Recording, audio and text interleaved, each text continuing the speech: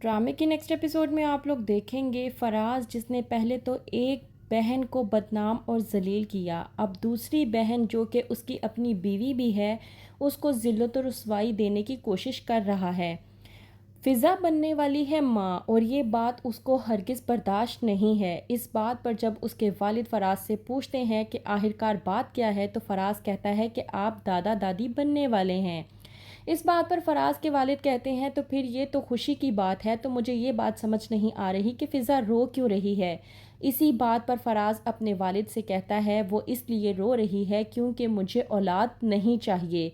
इस बात पर उसके वालिद को बहुत ज़्यादा गुस्सा आ जाता है और फ़िज़ा फराज को कहती है कि एक बार फिर सोच लें, क्या वाकई ही में आपको औलाद नहीं चाहिए, क्या अपनी बात पर आप बज़िद हैं।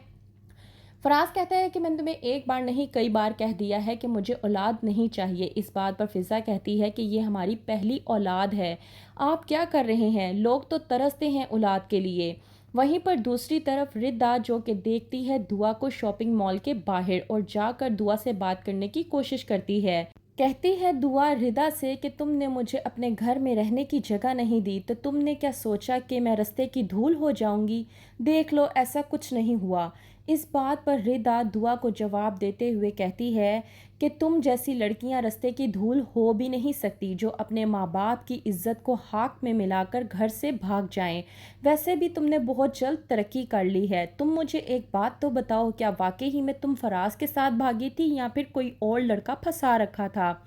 इस बात पर दुआ को रिदा पर बहुत ज़्यादा गुस्सा आता है और वो भड़क उठती है। कहती है कि ज़बान संभाल कर बात करो और अपनी औकात में रहो, यही तुम्हारे लिए बेहतर होगा। दुआ रिदा की ये बातें बर्दाश्त नहीं कर पाती और चली जाती है घर।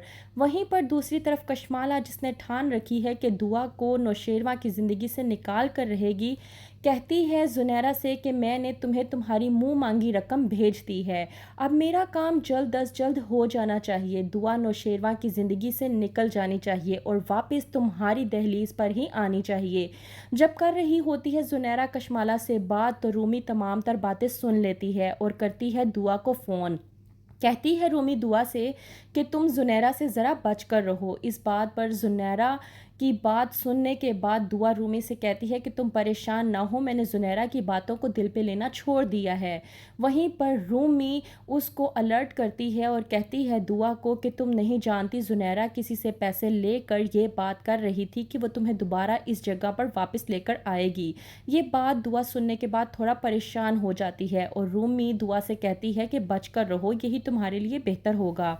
इन सब बातों के बाद दुआ बहुत ज़्यादा परेशान होकर ड्राइंग रूम में बैठी होती है और सोच रही होती है कि वहीं पर नौशेरवा आता है और दुआ से पूछता है कि आखिरकार क्या बात है, किसने तुम्हें रुलाया है। तो इस बात पर दुआ नौशेरवा से कहती है कि मुझे किसी ने नहीं रुलाया।